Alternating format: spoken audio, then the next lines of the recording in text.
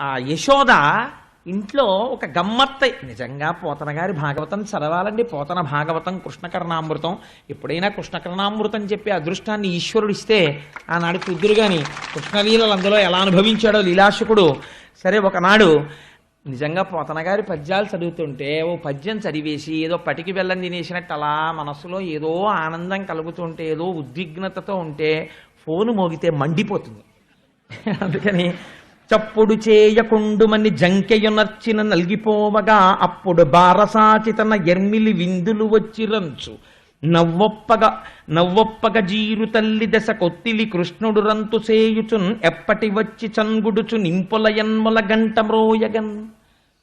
ఆవిడ చక్కటి వడ్డాణం ఒకటి పెట్టి ఆ వడ్డాణానికి ఒక చిన్ని గంట కట్టింది. ఈయన ఎక్కడికి వెళ్ళినా ఆవు మెళ్ళో గంట కట్టినట్టు టాంగ్ టాంగ్ టాంగ్ టాంగ్ మన చిన్ని గంట ఒకటి మోగుతుండేది. ఎందుకని? కొత్తగా వచ్చిన అడుగులు కదా, ఆ అడుగులు వేసుకుని ఎడుతుంటే ఇటు పక్కన చిన్న గంట, అది టింగ్ టింగ్ అంటుండేది. అమ్మకి సంతోషం, వీడు బలేరా గంటలు మోగించుకుంటూ తిరుగుతున్నాడు అనుకునేది.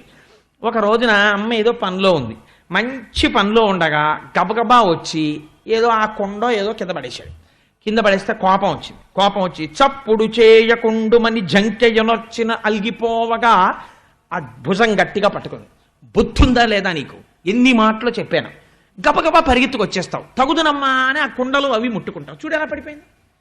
నిన్ను రా అసలు కొట్టేద్దాం అనుకుంటాను కానీ చెయ్యి రావట్లేదు, నిన్ను చిత్తకొట్టేయాలి రే, పిక్క తిప్పేస్తారు అని ఇలా అంటోంది కానీ ఏమీ చేయలేదు. ఎంత చిత్రం అంటే అది ఆ అన్నమాచార్యుల వారు పరవశించిపోతారు. ఏమిటండి ఆ కీర్తన?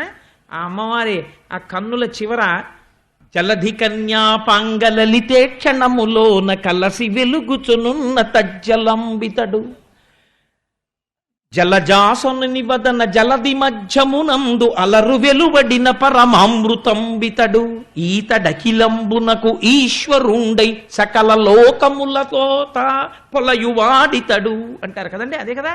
అలా ఆయన మహానుభావుడు అమృతస్వరూపం, అమృతభాండమైన ఈ లోకములంతటా నిండి ఉన్నవాడు. ఇవాళ ఏమీ తెలియని గొల్లపిల్లవాడిలా యశోద పక్కన తిరుగుతున్నాడు. ఎంత కొట్టేస్తాను ఎంత తిట్టేస్తానంటే మాత్రం చేతులు వస్తాయా? 33 కోట్ల మంది దేవతలు దీనికే ముక్కున వేలేసుకుంటున్నారు ఆవిడ ఇంటి చుట్టూ తిరుగుతూ. ఏమదృష్టం అసలు యశోదని. చెయ్యి పట్టుకుని ఒరే నీ పిక్క తిప్పేస్తానని ఆ తొడ దగ్గర ఇలా చెయ్యి పెట్టేటప్పటికే ఆ మెత్తటి అమ్మా అని ఇలా పెట్టేవాడు మొహం. అనేటప్పటికి ఆ మొహం చూసి ఆ ఎరుపెక్కిపోయిన బుగ్గలు చూసి ఆ వస్తున్న పైన 2 పళ్ళు కిందో 2 పళ్ళు ఆ పళ్ళు చూసి అమ్మకి జాలేసేసి ఈ మాట మళ్ళీ దగ్గరికి రా నీ పని చెప్తాను అనేటప్పటికి అంతే కోపం వచ్చేసింది. ఇప్పుడు కొత్తగా నడవడం ఒకటి వచ్చింది. ఎలా ప్రవర్తించేవాడంటేట అమ్మ ఇలా దెబ్బలాడగానే చప్పుడు చేయకుండుమని జంకెయునర్చిన అలిగిపోవగా టింగ్ టింగ్ టింగ్ టింగ్ అని గంట మోగుతూ ఫైర్ ఇంజన్ లాగా గంభీరంగా అడుగులు వేసేసుకుంటూ కోపం అనమాట అదంతా. ఇలా చేతులు వెనక్కి పెట్టేసుకుని గబగబా వెళ్ళిపోయి నేను ఆడుకోను, నేను ఎక్కడికి వెళ్ళను, నేను నీ దగ్గరికి రాను, నేను ఇలాగే కూర్చుంటాను అని గొంతు కూర్చుని ఇలా కూర్చునేవాట. కూర్చుంటే ఎంతసేపు కూర్చుంటాడో చూస్తానని చెప్పి తన పని తను చేసుకుంటున్నట్టుగా ఇలా చూస్తుండేది. ఇలా కూర్చుని నన్ను పట్టించుకోవట్లేదని కోపం వచ్చేసి అని ఇంకా ఏడి చేయడానికి డొక్కలు ఎగరేసేస్తుండేవట. ఆ బుగ్గలు అదిరిపోతా. అమ్మ చూసి లేక పుట్టినవాడు చూడు ఎంత కోపం వచ్చేసిందో, ఈ మాట అన్నందుకు వెళ్ళిపోయి ఇలా ఓ మూల కూర్చుని ఇలా మూటి మీద వేలేసేసుకుని అంటున్నాడు అని పుట్టిన ఏం చూడనట్టుగా ఎంత వర్ణన చేశారండి.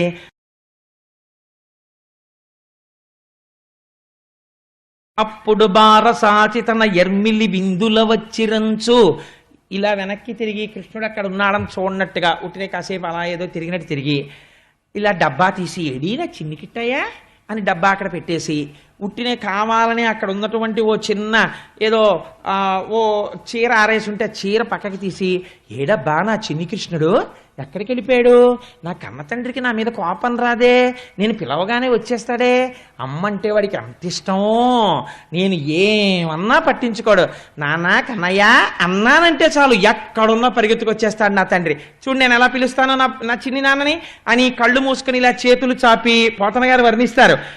అప్పుడు బారసాచితన ఎర్మిలి పరమ ప్రేమతో కళ్ళు మూసుకుని ఇలా చేతులు చాపి వచ్చేస్తున్నాడు వచ్చేస్తున్నాడు వచ్చేస్తున్నాడు చిన్నికిట్టయ్య వచ్చేస్తున్నాడు చిన్నికిట్టయ్య వచ్చేస్తున్నాడు అనేటప్పటికి ఆ మూల ఇలా కూర్చున్నవాడు ఇలా చేయి తీసేసి ఇలా నవ్వేసి పొంగిపోయి పరిగెత్తుకుంటూ టింగ్ టింగ్ టింగ్ టింగ్ టింగ్ టింగ్ వినపడిపోతుంది వచ్చేస్తున్నాడని వచ్చేసి అమ్మ రెండు చేతుల్లో పడిపోయి అమ్మ వచ్చేసానమ్మా నీకన్నా ఆయన వచ్చేసాననేవాట అనేటప్పటికీ నాకు తెలిసిన నువ్వు వచ్చేస్తామని పొంగిపోయి ఆ ఆనందంలో పాలు చేపుకొచ్చేసి ఒళ్ళో పడుకోబెట్టకని పాలు ఇచ్చేసేది ఏమీ తెలియని వాళ్ళ పాలు తాగేసి అమ్మ వంకు ఇలా ఓ దొంగ చూపు చూసేసి సంతోషపడిపోయి టింగ్ టింగ్ అని గంట కొట్టుకుంటూ బయటికి వెళ్ళిపోయేవాడు.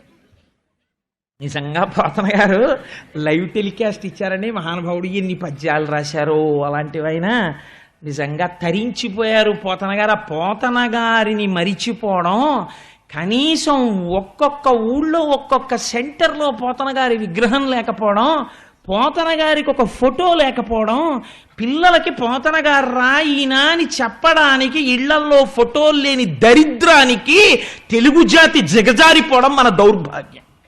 అంతటి మహానుభావుడు. If you like this video, hit the like button. For more videos, subscribe to our channel. If you have learned anything from this video, comment down below. Subscribe.